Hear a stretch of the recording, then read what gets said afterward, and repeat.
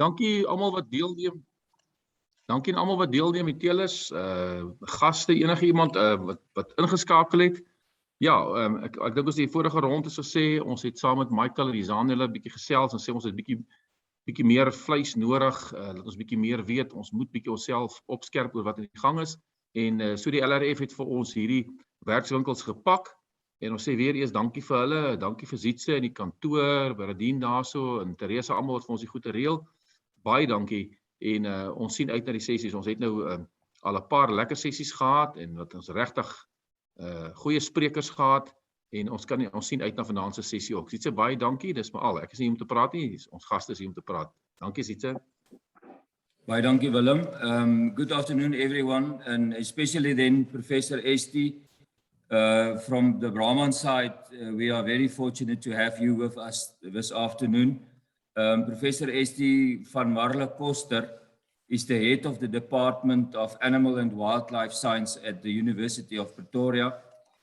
She established the focus area for genomic research and application in farm animals within the Department of the Animal and Wildlife Science Department. She has done different research projects, and then we also have the privilege to have Izan, the technical lady from the LRF with us. She's also a student of Professor Este, and she has already completed her MSc studies also at the University of Pretoria, if I'm correct, Izan. So the talk this afternoon then mainly is on genomics, the application of that, and what is the way forward, especially how do we as a Brahman society or a belief society have to go into the future and select the best ways to at the end of the day get the most out of this new form of genetic evaluation that is available to us. So Professor, very welcome, and you may start the afternoon. We're looking forward to listen to you.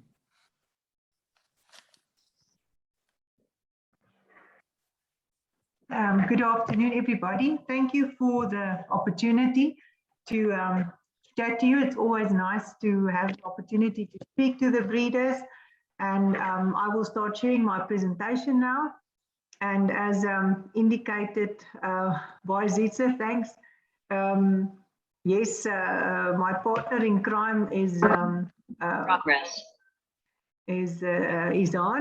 and she is a student. She used to be our student, and as you can see here on the first slide, I've added Izan. She's my co-author today, and I think you guys should encourage her to register for the next degree.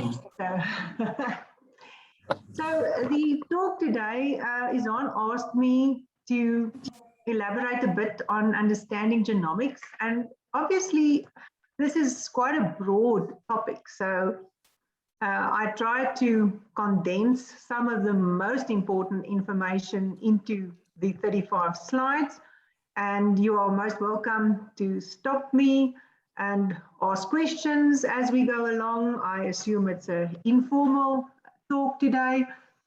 So I will first just give a little bit of background on the what and the why, and then we'll look at why do large societies move to selection based on DNA markers. So what can this extra tool provide us with to make genetic progress and obviously increase the accuracy of selection.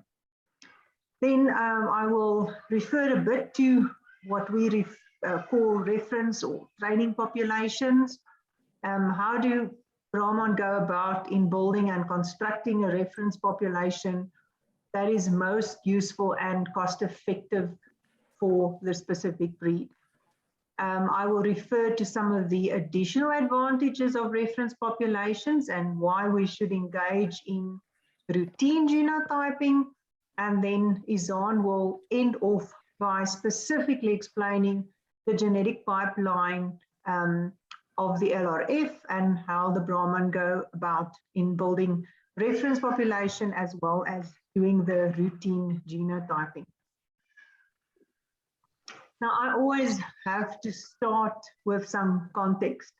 I think it's just the way my brain is wired, that to understand genomics, one needs historical context. As some of you will know, that we were like in the mid-80s when we started with estimated breeding values. The theory for estimated breeding values went back to Lush and Hazel in the 1940s. And myself and Zitza, we were trained in good old-fashioned quantitative theory. That is what we did, and we were already on master's level when estimated breeding values were implemented in South Africa, at least at university level. And then we only started applying this much wider in industry. And now we talk genomics as if quantitative genetics never existed. And so I want to make it very clear from the start, we have to make sure that there's a marriage between quantitative genetics and genomics in order for us to get the best in terms of genetic improvement. So to understand genomics, the historical context is relatively young. Just 1990, it's not that long ago, when the main driver for the development of the technology that we are using today for genomics actually is due to the fact that the Human Genome Project commenced and that the human genome was mapped. So through all these processes of sequencing the human genome, presenting physical maps, that resulted in technology development that we also needed for animal genomes. Now, the human genome was completed much earlier than originally anticipated.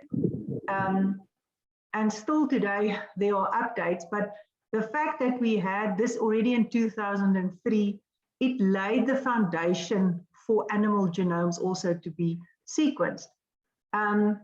Other technology that really assisted us in moving forward is obviously PCR technology that made it possible for us to do DNA amplification within 2 hours, where normally it would have taken 3 days. So this was very revolutionary in terms of speeding up the way that we can generate data. As you know, Dolly was cloned. That took the world by storm. And there's just a map to show you how many laboratories were actually involved in the mapping of the human genome. But all of this wonderful technology within 2 decades led then to the discovery of DNA markers. And now we all speak about DNA markers. As breeders, you're familiar with microsatellite markers that we use for parentage testing. The collective name there for a number of these markers, a variable number of tandem repeats. And when I started my own PhD, and it doesn't feel that long ago, but the fact is that in the 2000s, when I did my PhD, there was no SNP markers available. I still had to struggle with VNTRs, but high throughput technology for sequencing was developed, and this is the type of platforms that we also now use for our commercial SNP arrays. The sequencing of the livestock genomes, these were done due to the fact that the technology was already available, and the opportunity was also seen for obviously disease research, that a model like, for example, the chicken, the dog, these were all very good models for human disease research. And that obviously also assisted us in the animal world to have funding to get our livestock genomes completed. So where we are now today, we have the single nucleotide polymorphisms, which was discovered in 2009 with the completion of the bovine genome. And now we have a number of these SNP arrays, and I'm going to return to them a little bit later on. So livestock genome sequencing projects, just interesting there. chicken was first, and then in 2009, the cattle genome. And note, it was done with a Bos Taurus. So that Hereford cow, Dominique, who formed the basis of the first bovine map. And since then, at least a number of other sequencing projects have been undertaken, so that we also now have indicus. We presented it on the commercial arrays that we would like to use. So if we want to, in broad terms, define animal genomics, and this is how we define, I think, just from a quantitative and molecular geneticist point of view, it is a science that promotes the understanding of genetics, those old-fashioned genetics that we were taught when we were at high school and first year varsity, and also understanding of gene function, which is now where the Human Genome Project is helping us. And we want to understand that in the context of livestock and companion animals, and then we want to apply this particularly to farm animal health, welfare, product quality, and production efficiency. Now, I would like to unpack this a bit more and say, let's get down to what does this definition actually means for us when we are breeders and we want to use this. So the understanding of the genetics, that is that basic genetics that I've just referred to, that modes of inheritance. What is DNA based? The gene function is exciting. That is where we are now in terms of we know now more about genes. We are looking at gene expression. If we know in which tissue the gene is expressed, we can study the metabolic pathways. So it brings us closer to an understanding of how that whole animal is functioning.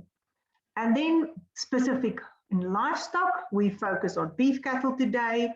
And when we say health, welfare, product quality, I want to translate that into how do we use genomics then with regard to our breeding objectives, the selection criteria, those traits that we would like to select for that's going to make a difference in our farming operation. So basically, for understanding genomics, I say how we use this as a tool in the selection of beef cattle and specifically today, Brahman cattle. Just to take you back to Genetics 101, chromosomes, they carry genes. We find them in the nucleus of the cell. The gene is actually the unit of inheritance. And at a specific loci, there are different alleles. And this was the most wonderful discovery made, this allelic variation. Because the fact that we can look at the different alleles at a specific locus led us to understand genetic diversity and on a SNP level, genomic diversity.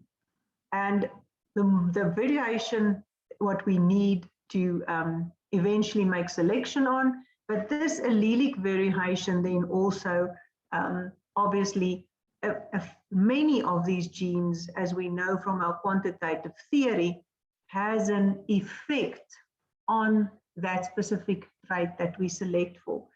And that's the reason why we don't have one or two SNPs explaining weight, but many SNPs involved. And that's why we talk about quantitative trait loci, specific regions on the chromosome where there are a number of alleles and genes that will affect the expression of a specific trait. So when we refer to DNA markers, a marker is actually just a fragment of DNA. We find it a specific locus. A locus always has two copies of those alleles, and as I've said, results in the variation. Now, small little mutations occur. Sometimes we won't even know that they are there. They might be reoccurring. If they're positive, it's fine. If they're negative, we don't want them. And it's these recurring negative mutations that SNP technology now also is very beneficial for us, that we can pinpoint them and we can select against them. Polymorphic loci is very useful because the more allelic variation at that specific locus, the more variation that we can exploit. I just briefly want to refer to microsatellites versus SNP markers, because most of our genomics and routine genotyping will be done at a SNP level, but we are still using microsatellites for parentage verification. And the reason for this is just because at this stage, most of our South African breeds do not have large enough reference populations. We are still building reference populations. We have the routine genotyping to be implemented. And if in that case, a parentage profile with the SNP is still a bit expensive, and breeders still prefer to use microsatellites. So we can still use microsatellites effectively for parentage testing. It's also used still in some forensic work. It is a short repeat DNA sequence. Effective if you have a large effective population size, meaning that there's still a lot of variation and not so much high relationships among animals. If you run into a situation where, say, for example, the Boron initially imported a lot of their embryos from Uganda and it came from one source. So their effective population size initially when they founded the breed in South Africa was relatively small. And then we had to use more markers to solve parentage. So that becomes a problem for some breeds. But obviously, if you do routine genotyping, then SNP markers are very good in solving parentage, as they are less diverse than a microsatellite marker, but there's thousands of them in the genome, much more regular. So there is just an example of a SNP. So there's at one specific position the change between the different nucleotides. So why SNPs for genomics? We have the complete sequence of the bovine genome available. Since I've mentioned that, since we've done that, the first sequencing projects, there's been the International Bull Project, 1000 Bull Project. It included a variety of breeds. Indicus breeds are now part of these sequencing projects, and updated versions of what we call the BOV map or bovine map available. We've got high density markers, lots of genomic information, and we have high throughput sequencing platforms where commercial SNP arrays can be used. There's just, again, explanation of that SNP markers. And as I said, this is one nucleotide change at that position, but say we work with a 50K SNP array, then we have approximately 50,000 markers to use in the evaluation. So I think at this stage, you could ask me, but why do we move to selection based on DNA markers? Why do we need this tool? Our quantitative breeding theory, is that not sufficient? We do animal recording. We do all our performance traits. I weigh my cattle. I see that EBVs work. The evidence is there in the genetic trend. So why must I spend extra money on genotyping? Now, I'm definitely not here to convince you to spend extra money. That's definitely not the aim of the talk. But if we just look at the quantitative selection that we've been doing, then the way that we construct our breeding programs, we cannot account for all the population effects. So remember, I referred now to that allelic variation. It is impossible for us with regard to the phenotype that we measure that we can capture all that variation. And usually our selection is optimized for the next generation. We are selecting now the best mating between this specific bull and cows. And we are focused to see the result in that progeny. And it is not necessarily, it's difficult for us to predict that long-term effect just based on quantitative theory. We need large numbers of accurate records of that individual, the progeny, in order to estimate accurate estimated breeding values. Pedigree completeness is really important. The integrity of the pedigree. So I have to do the parentage testing. This all has an effect on the breeding value estimation. And if we don't have those large numbers of records with good relations within the breed over a long time, then we are not optimizing on the long term. Progeny testing, obviously, that is expensive. We don't even go there anymore in terms of dairy cattle. And the age of selection, you actually want to be able to select at a younger age. I don't want to have to use the bull for 3 years before I can decide if this is the best bull. Central and progeny testing schemes is not something that we use that regularly in beef cattle. We base it on the record systems that we have.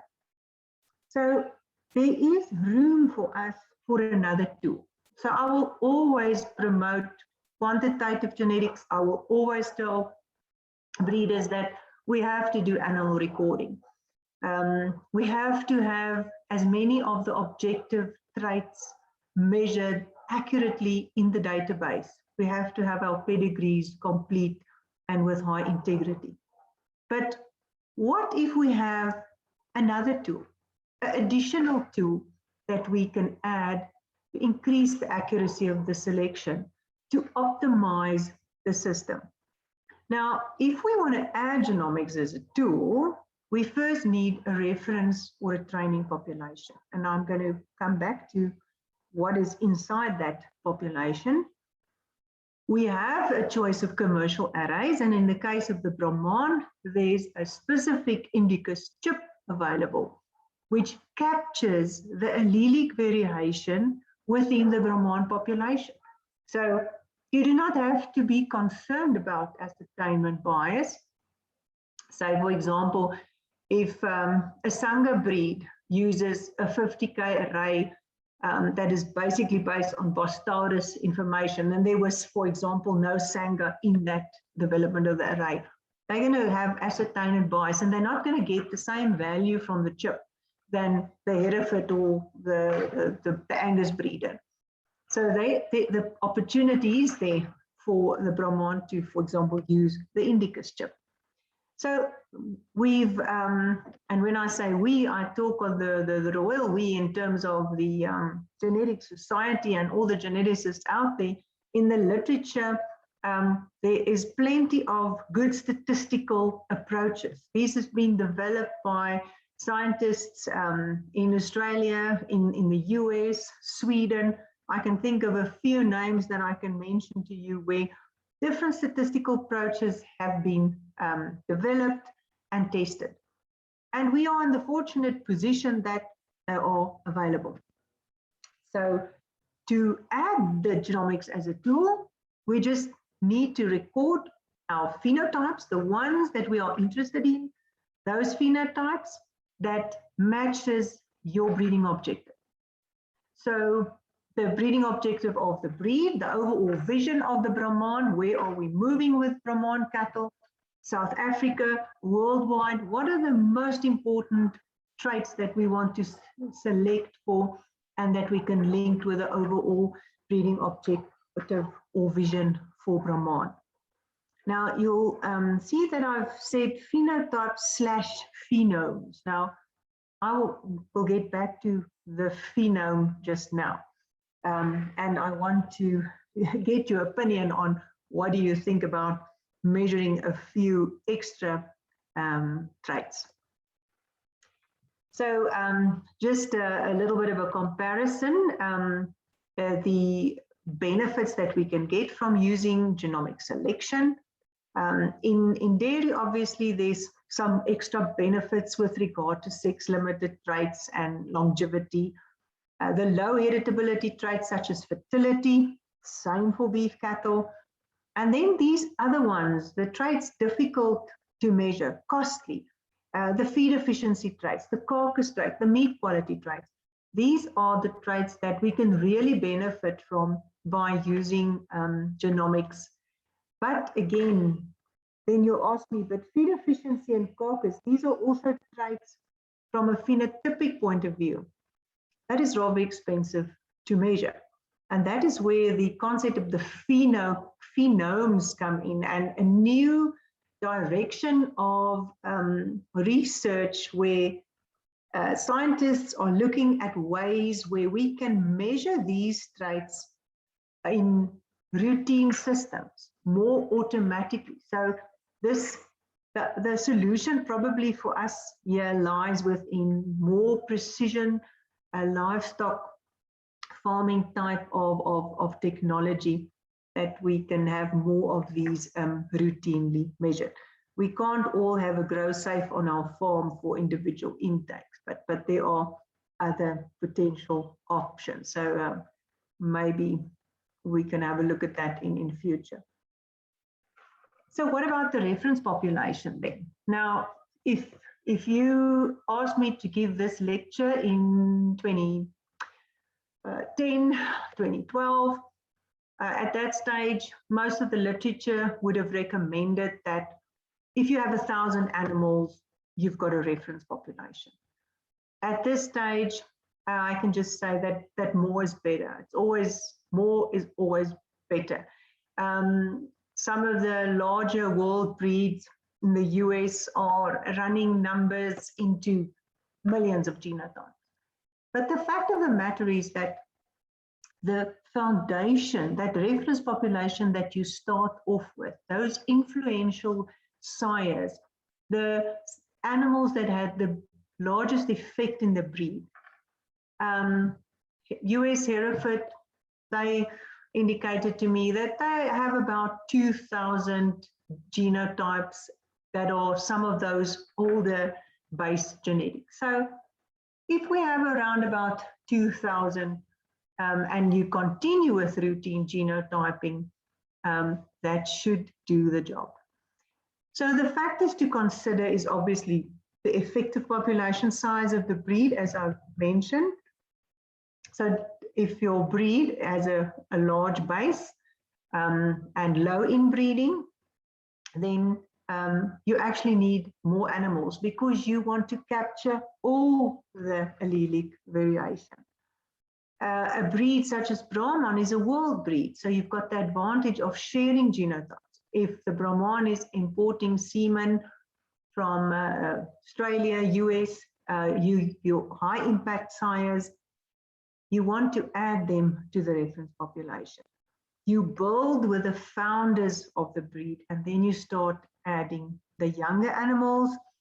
And obviously with regard to the snip array, it's also about choice and cost for the breed. Now I'm just showing you the available commercial snip arrays, just to give you an idea of the choice. It's huge. I mean, we could really have a wide variety. Now, at the moment, GeneSeek has changed name. They're Neogen now, but these are chips that has been used in routine genotyping by breeds. and also in some of our research projects. You'll remember the bovine, the beef genomic project of South Africa. In that research project, we actually used the 150K, and there's a number of other versions. At the moment, there's a GGP trop beef from Nugent, which is optimized for tropical beef breeds, including a number of indica-specific parentage markers. It's well spaced and it's it's got 3K, so about 3,000 markers, specifically informative for the Brahman. And it's got good imputation accuracy, meaning that if we have a chip with a lower number of markers, like a 35,000 markers, it still has a good imputation accuracy so that your service provider can impute to, say, for example, a 150K if necessary. So a reference population for South African Brahman, you have access to genotypes from influential sires used. For the South African reference population, capture all your local allelic variation. Add the good, the bad, and the ugly. Don't only put the best animals in with the highest relationships, because you're going to create a bias. So add all the allelic variation. Which animals do we include? We genotype all the herd sires and all the top females. And then when you continue with your routine recording, every year, make sure that all the herd sires are included. And obviously, there should be genetic links among the herds. And we record the traits matching the breeding objective. And we want to add the traits hard to measure. Why do we want to add them? Because there we're going to have the most benefit in terms of increasing the accuracies of the estimated breeding values. So once you have a reference population and routine genotyping, that genomic information is captured within the genetic, or what we call genomic relationship matrix, as we use to do the accuracy, estimate the breeding values. This is additional information that is incorporated into the mixed model equation, and the result is we increase the accuracy of that breeding value. If you've got a more accurate breeding value, you have higher accuracy of selection. And you can make progress in traits such as fertility, efficiency, and carcass traits. But we also have to obviously have phenotypes for those traits. This is also an advantage in terms of more sustainable breeding, because what are we doing? Are we making the whole system more efficient? Now, when we do routine genotyping, one of the add-ons, the nice things is we can already do parentage, because the parentage markers are either included in this on the chip, or you can make use of the Isaac panels. Now, the other advantage obviously is for control of and management of genetic defects, because the danger with genetic defects is that if you don't know, if there's a defect that causes fetal loss, the extent of the damage will remain unknown. Diagnostic tests are really essential. And if you have to do one test for a specific animal, and you have to test a few sires, it's going to cost you money. But the cost of the test, if it's part of your routine genotyping, is really minimal if you compare to what you can lose with a lethal gene in the herd. Now, this was already published in 2012, but this was right at the beginning when genomics were still in a development phase. And one of the greatest success stories in genomics, as indicated by the two authors there, is that they could eliminate two of these defects in Angus cattle, that curly calf syndrome, because at that stage, they realized that the curly calf syndrome came due to the high selection pressure on marbling, and those two loci were closely linked, and genomics made it possible to identify the defect. And now they know exactly who's a carrier, who's clean. So definitely worth added value in terms of using genomics is by control and management of defects. Now, there is quite a number of defects and disorders, and I've just listed a few of them that is on the GGP indicus array. Obviously, coat color is not lethal if you're interested in coat color. If you go for white or red Brahman, you can do horn and pole if it's part of your breed objectives. Myostatin obviously is the flavor of the month. It's non-lethal, but double muscling is definitely associated with a higher incidence of dystocia, but it's also known for increased tenderness. So you want to know which of those favorable myostatin variants or unfavorable you have in your population. Now at that stage, I think there's about 8 different variants that can be tested for. Obviously, the limousine one is a good one, but then there's a few others that breeders would like to select against. There's the tenderness gene, which is a positive one. Then there's obviously other ones like Pompey's and CMS that one would prefer not to have. And these come as part of a routine testing. DNA-based parentage, as I said, we've run microsatellite markers now for more than 2 decades for some of the world breeds, and we've actually experienced that with Hereford cattle, is that most of the Hereford societies around the world is moving to SNPs. And we're still using MSATs in the local laboratories. So that might become restrictive for some of us in future when we import semen and we want a genetic profile with the import of that specific animal semen. There is potential for SNP-based panels for South African breeds. There are some research underway for Sango breeds. Brahman is obviously in the favorable position that there are parentage markers on the indicus chip, and Isaac panels are also available with up to 400 SNPs for parentage, and these can be tested for. But if you have a reference population with a substantial number of animals, and as a breeder you do routine, then they will be able, your service provider will run all the parentage in the animal database. And in that way, make sure that your parentage record is definitely correct. Okay, that one I've shown you. That is just to show you that parentage using SNP markers, they evaluate all the potential alleles and compare with the offspring. So in terms of routine genotyping, all the available SNPs will be tested for being the potential sire or not for all, say, 50,000 markers available. So how do we implement genomic selection? We've indicated that we need a reference population, and this is that hopefully figure of at least 2,000 animals with genotypes and phenotypes.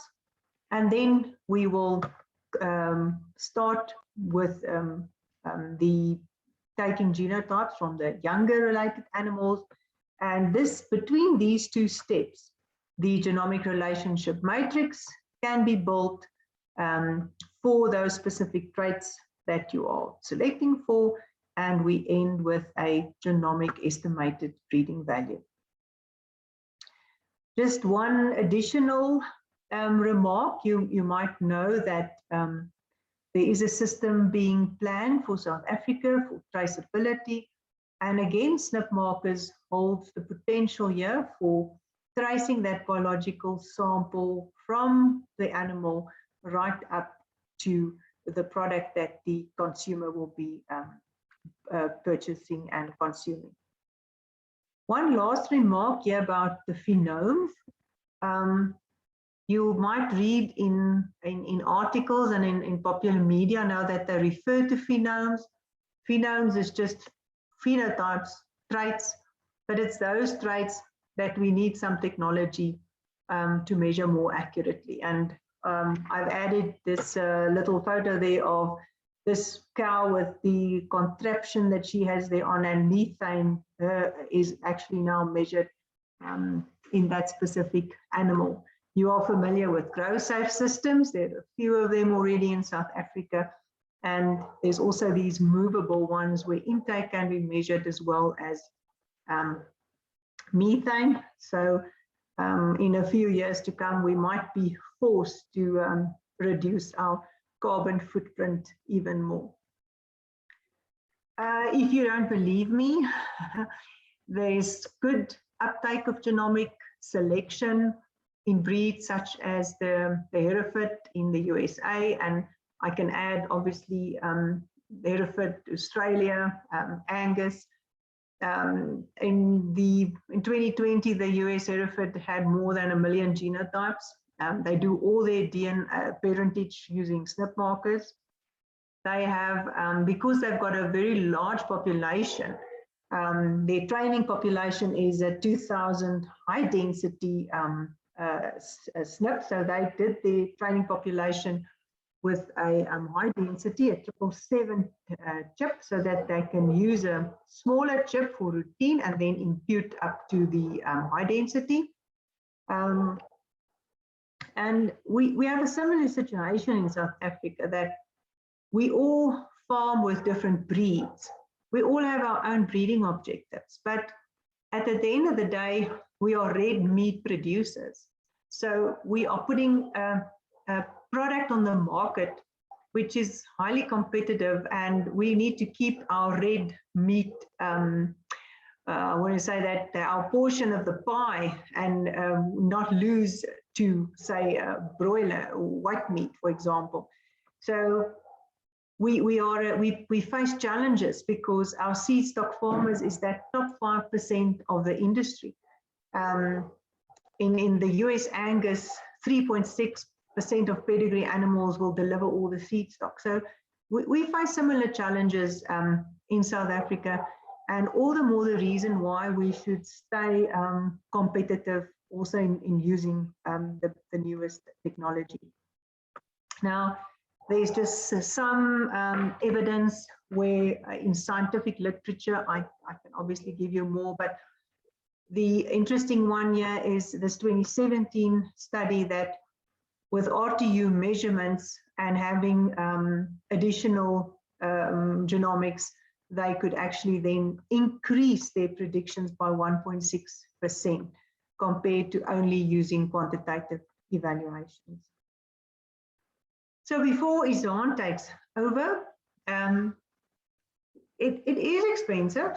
I mean, depending on where you genotype and which service provider you use, you're probably going to have to cough up about $750 bucks for a genotype. But this is an investment. And it's also a bit of the economy of scale, because the more genotypes we send to the service provider, the better the price that we can negotiate. So before I end, I think as a red meat industry and as a Brahman breed, if you want to go fast, you go alone, but if you want to go far, you go together. So we build that reference population together. I thank you for your time, and Izaan, you can take over. I have this little video here, but I think you should first go, and if there's more time, or I can share it with you, the link, and you can watch it in your own time at a later stage. So thank you, and then over to Izaan.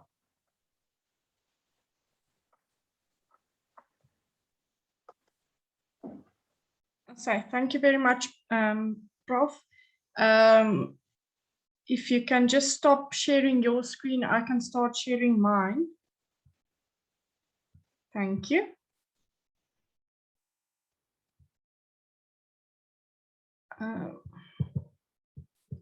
Zitza, I don't know if you want to allow time for questions now.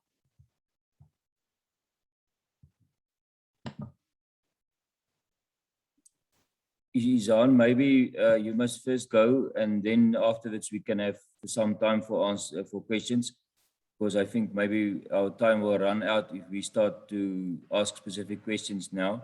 So I think if you can just finish your part, then we can allow for questions. Okay, that's 100%. So I'm going to talk to you about the DNA pipeline that we've been implementing for the past year.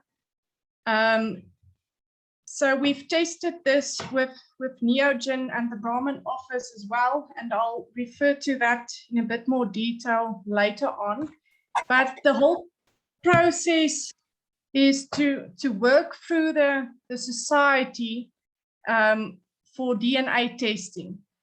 This can now be for just normal parentage testing or for genotyping animals for SMP testing. So first off, if we make use of hair cards, and I'll show you the advantages of using hair cards just now. We can order them from the society, and then when we collect our DNA samples, we can send them back to the society. We fill in a standardized form that looks similar to your registration forms, submit that to the society. Then the society will send the samples to the laboratory that you select, and then the laboratory does the analysis, and they send the results back to the society, and then after that the producer will receive an automatic report from the society office. That's just in short the process. So what's the advantages for us for working through the society? So for doing this, it takes some of the administrative burden out of DNA testing. So you don't have to work with the laboratory directly. You can just work through the society as for any of your other registrations or performance data. So you just work with your society and they work with the laboratory. Then it reduces the possibility of duplication of animal IDs between the society and the laboratory. So what often happens is that breeders will send samples to the laboratory, and they will, for example, use a slash or remove the zeros or whatever the case might be. Then there's a duplicate sample at the laboratory. So for the same animal, they might have two profiles or two results at the laboratory, and that often confuses the system.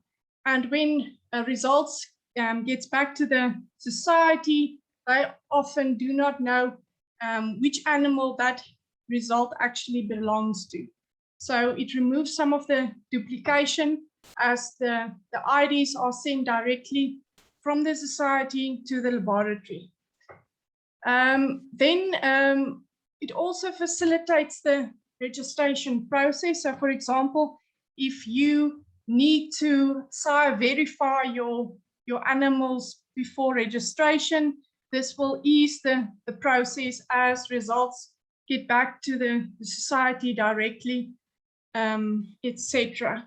Then, as Prof. Koster also mentioned before, is the more samples we submit to the laboratories, the cheaper we can get the service for.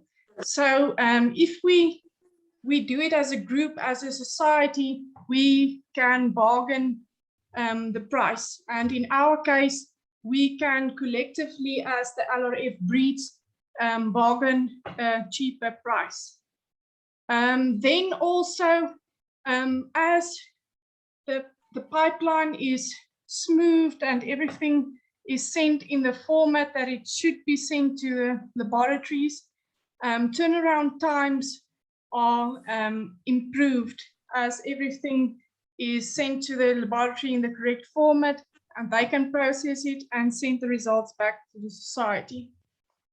Then another advantage is that the society office can store these samples or the extra samples for future use. So they can build up a biobank, and in future, if we have a new technology available, we have some of the influential sires, etc.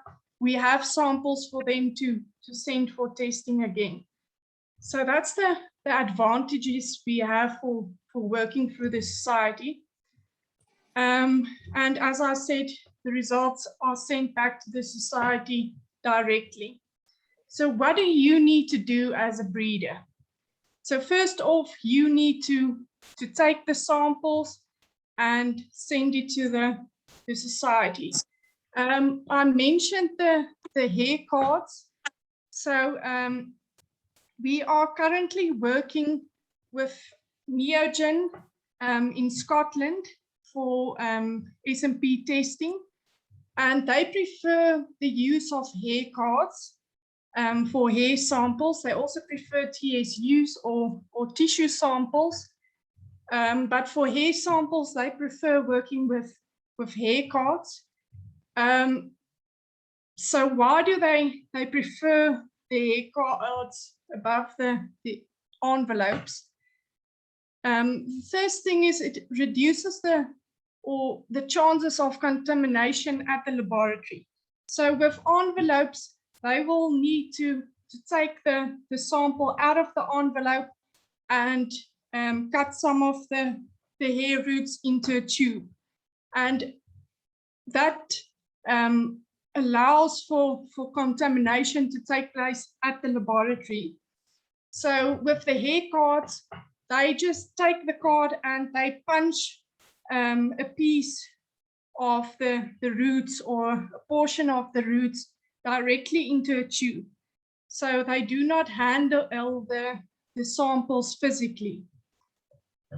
And it also works quicker for them at the laboratory. So there's an increase in turnaround times. Then there's also at the back of the hair card, there's a barcode. So when the sample arrives at the laboratory, they can use a barcode scanner and scan that sample into their system.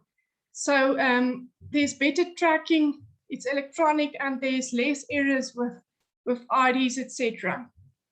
And they are quite compact, so you need little storage space to actually store these cards. So secondly, what do you need to do when submitting samples for testing? You need to complete the 780 form. So some of you might have seen this before, but it's similar to your registration and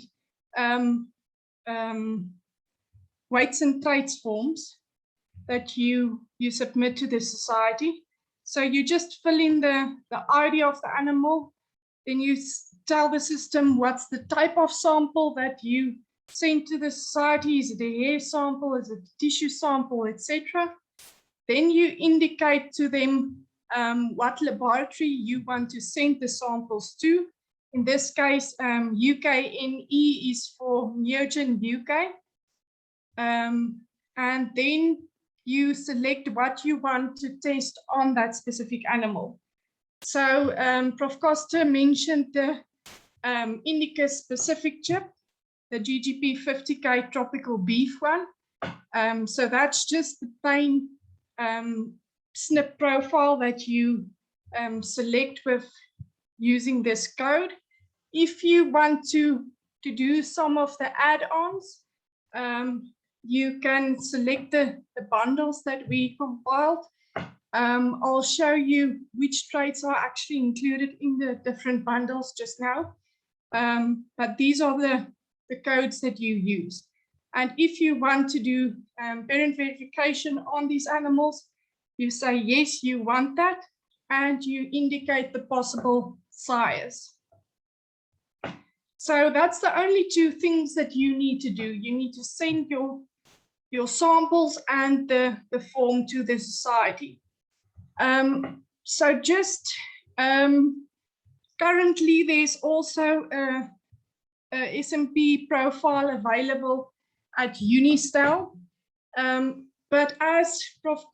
Koster mentioned, the animals that they include when they compile these, or the breeds that they include when compiling these different chips, in the end, that influence the amount of information that you will receive from that SNP or profile. So for the Illumina 50K chips, they included mostly Bostoris animals in that chip. So the amount of informative SNPs and information that you receive from that chip is less than the one that was specifically compiled for Indicus cattle. So this is just what this slide shows us. I'm not going to go into detail. This also shows that the less informative SNPs, there's less of them for the Brahman breed on the specific Bos Indicus 50K compared to the Illumina 50K. And the high informative SNPs, there's a larger portion of those on that chip. So we recommend for the Brahman Society to make use of the Indicus specific chip. And as Prof. Koster also mentioned, there's overlap between these different chips.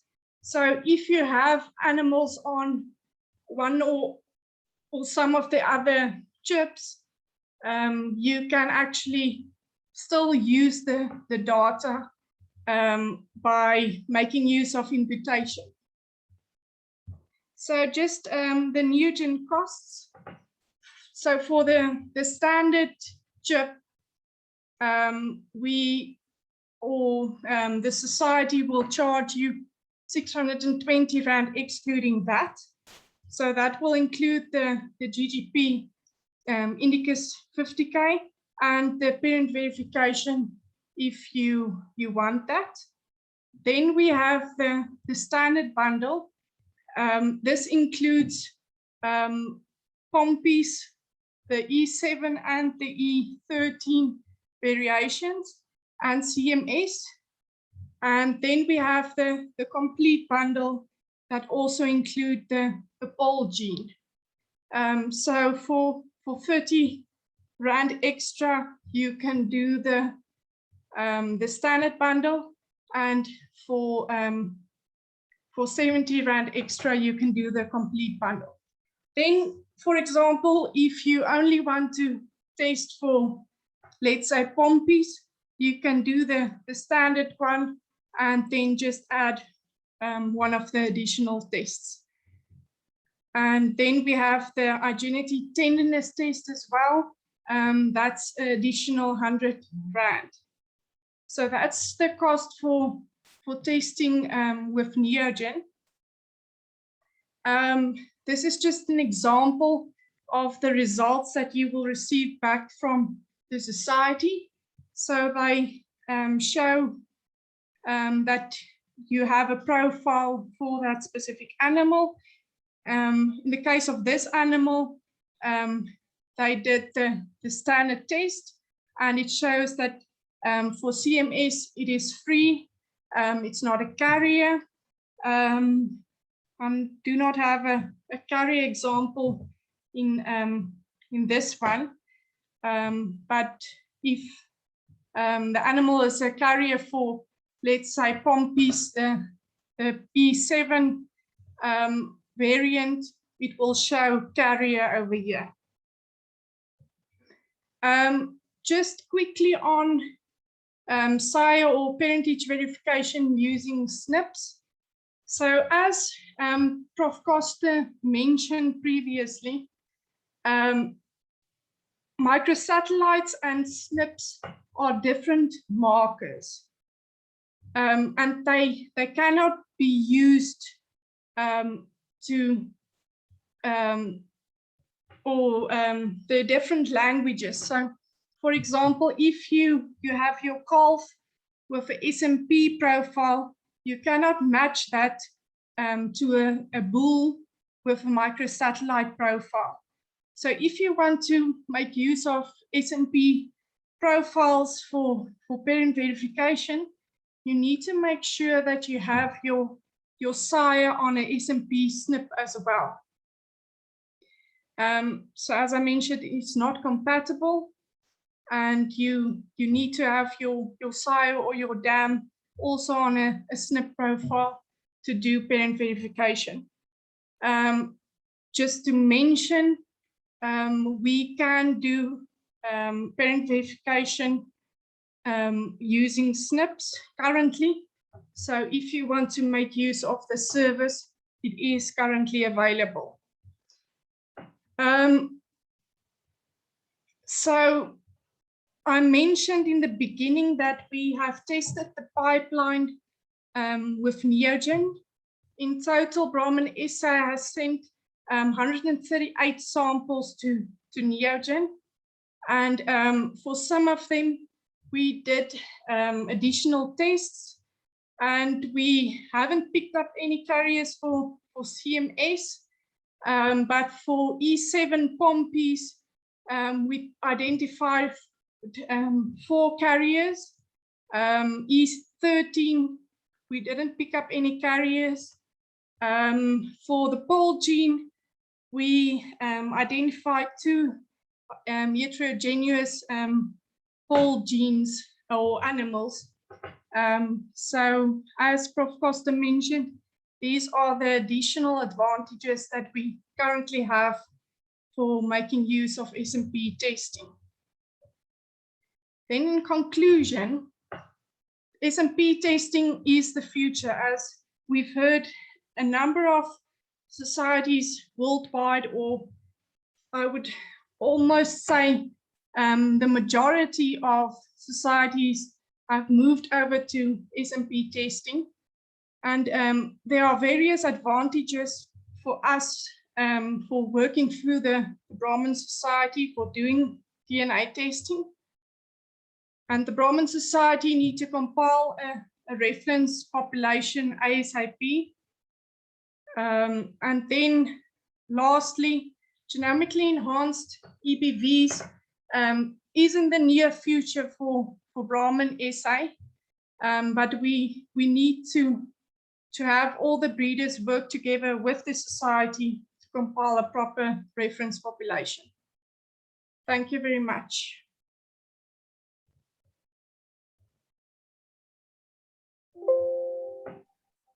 Thank you, Izan. Ladies and gents, I'm going to allow some questions now. I will just say a few, add a few stuff. We at the SA Brahman Society with our friends in Namibia has in total complete now 993 genotypes in different divisions. We've started with 7K when we just kick off with the BGP program. And then we had some extra work done on 150Ks. And when we also did some 777Ks. And then we also had the junior student, what's her name? Bongo, who did some research work, and with imputation, we had the ability to get some extra 150K SNPs done for the society. But as Izan already said, we need your work to work. We need you as a breeder to work with the society so that we can get over the so-called 1,000 genotypes. We're very near to that. We've asked you now on numerous times to send in here samples, and thanks for all of you that has so far be cooperative with the society. And we are currently working with the next 96 samples to be sent out. And then you will also remember that we've asked you that the September issue will be specifically for new sires as well as sires that is being used in herds. So we are trying to get another 2 batches of 96 sent before the end of this year. And then before the end of March, we will need another 2 batches of 96. And remember that you as a member is being subsidized by the society, 400 Rand per sample. So it's only costing you 220 Rand for a sample being tested at Newgen. So this is an opportunity that will go on for 2 years. We are now in the first year, and it's high on the agenda of the board to give you the opportunity to work with us. So again, those of you that has worked with us, thank you very much, but we urgently need some more samples. If there's any questions, you're welcome to answer. Teresa will unmute you so that you can ask a question specifically for Professor Este or for Izan. It doesn't matter.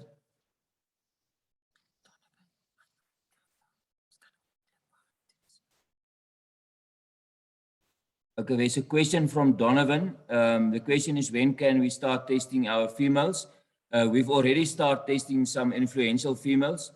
Professor, maybe if you can just add on some of the stuff that you've already said, that we must work with our sires and then influential females. What could be the genetic influential of influentiality of a specific female in the breed? Is there enough scientific information that can add on to that, and so that we can already say, okay, this a specific female has a greater advantage for a breed than a specific bull, for instance? These influential cows are those older cows who obviously had good progeny and have good records. So if she was in from a long time in the herd and she performed well, some of these elite cows, definitely include them in your reference population.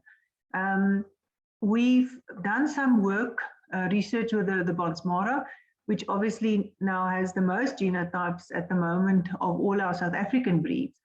And yes, there's plenty. I would say half of the reference population is females. So definitely are females. So include in good females as well in your, don't hesitate, don't wait. If there's good females, include them. Thank you very much, Professor. Any other questions? Dr. Louis Greef, is daar 'n vraag van jou kant af?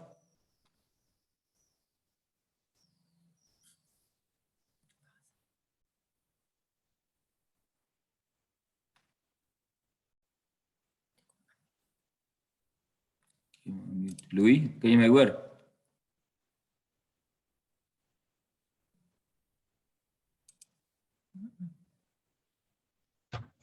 Did you worry me? Ek hoor jou, Louis. Jy kan aangaan, vra. Jy kan in Afrikaans vra, is no problem. I just want to hear, I've sent my breeding sires in.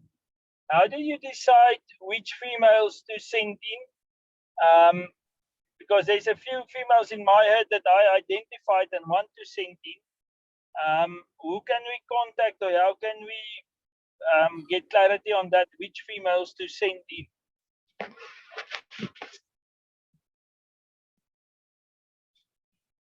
Louis, from the Brahman Society side, what we can do, we can run a farm report on your herd, and then according to the influential or the progeny that the specific female has produced in our society, as well as the availability of phenotypes on that specific female's progeny.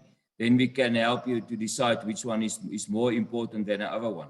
For instance, in your herd, you've got that specific cow that has that's the father or the mother of one of your bulls that you have used extensively. So she will definitely be one of the cows that we want to genotype. But now she's in another herd now, you sold her. So it will be influential for the whole breed to work with animals like that specific cow. Okay. And then how long is the turnaround time now? I've sent in my sample. When will we get the results back? The hair that you've sent, that you've given me, we've just received back about 3 weeks now, Izan, am I correct? Since we've sent it out to get the results back, we've just received our new test results. Teresa has just received it last week, and we will send for every person that has sent here, we will give back a report from the Brahman Society. Thank you. And the last question, that new gen kuvertjies, that hair sample envelopes. Yes. Do we just ask Kitty or Teresa and they will send it to us? We can send it to you, or you can just send in the hair samples to the office, and then the ladies will repack it in that specific envelope. Okay. Thank you. The samples that you've given me, we already repacked it and sent it out. Okay. Thank you. Okay. Then on Professor, you've mentioned the availability of genotypes. If we are world players, as Brahman is known, especially comparing the South African Brahman population with the Australian population that has done very much more than us. If I'm not mistaken, they've already done more than 5,000 genotypes. How is it possible for a society or for our breed in South Africa to get more information through that genotypes that has been done in Australia? Is there a shortcut for us to get our results a bit, to get faster results? Zita, it will very much depend on bulls. I assume Brahman breeders also import semen and use here in South Africa. So those are the sires, those ones that's been used a lot. I mean, I'm a Hereford breeder, so we obviously import quite a lot of semen from the US, and our breed is really small. I know you guys are much larger, but say for example, in our case, 6 or 7 of our breeders have used certain sires that are closely linked. And if we can get those genotypes in our reference population, it's immediately going to assist us with our local GEBVs and our breeding values to make them more accurate. Now, it is a challenge, and as Brahman Society, you will have to make contact with the Australian Brahman Society to see their willingness to share. Now, as you are all part of Breed Plan, it might make it easier for you. The Hereford Society, for example, in the US said that we have to buy the genotypes from them. Now, yeah, well, so we can either buy the genotype or we just send another straw of that bull and we genotype that semen that we use a lot so that we can add that animal to the reference population. So that's the 2 options. Either you genotype that animal yourself because you've got the semen, or you ask the Brahman Society to share. Now, some societies, interesting enough, like the Irish, was willing to share without cost, while others feel no, they would like to have at least payment for the genotype. But these are definitely options. I always feel, why would one have to duplicate the same animal? But as I said, all breed societies have their own rules and regulations, but still, we found it cheaper to buy that genotype than to regenotype the animal. So those are options, and it depends on how much semen do you import that really has a huge effect in your local population. Thank you, Professor. We had the opportunity during, with the start of our BGP project, we did import about 740 semen straws from Australia. And some of the people that is now taking part in this meeting has done some AI with that bulls. And so we do have some animals now that has been genotyped from the South African side. And then we maybe over a few months or a year from now, we may be able to link that to the Australian bulls. Then we've got some semen that is normally imported from the USA. But as far as we know, the USA people has done some different genotyping. We're not on the same, I don't know whether they've used the same SNPs as we do. Maybe Izan, you can help us with that. So that is maybe another route that we have to investigate. Okay, any other questions, ladies and gents? Then we're going to conclude this meeting. You're welcome. Izan, anything from your side that you want to add? No, thank you, Zitse. But yeah, we can definitely look at the samples from the US to see if we can get some genotypes from them as well. Okay, thank you very much on that. Teresa, anything from your side? Not in terms of information, maybe just a note to members. If they want to contact someone at the office, they can contact me for any information or assistance with genotyping or hair samples or any samples for that matter. So any genetic tests, they can contact me. Okay, thank you, Teresa. Okay, ladies and gents, Willem, do you want to conclude this meeting? Zitse, thank you. Yes, to all the participants, I think we learned something this afternoon. Thank you for the presenters. Dr. Este, thank you for a brief presentation here. And Izan, as we know you, thank you. And Zitse, all for you and the office to arrange this for us. Thank you. I think it's valuable stuff that we hear. Thank you for that, Zitse, and all the people. Thank you very much, Willem. From my side, a special thanks again to Professor Este. I know you're a very busy woman, but from Brahman side, we are in this game and to win and get definitely some more scientific information out of this. We've managed to do some extra work on meat quality at the end of last year, and the first result is very, very promising. So the second phase definitely will be to do some more meat testings, but as well compare that results with genotypes. We've already sent some of that bulls that has been tested. The young sires, we've already done some genotypes on them as well, and then on the specific sires that young bulls has been tested for meat quality as well as tenderness.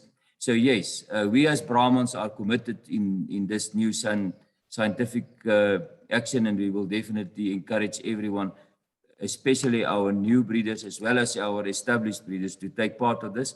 And with very positive people like a lot of you that has taken part this afternoon in this meeting. Thank you very much and have a good night. Thank you very much for everyone. Bye, everyone.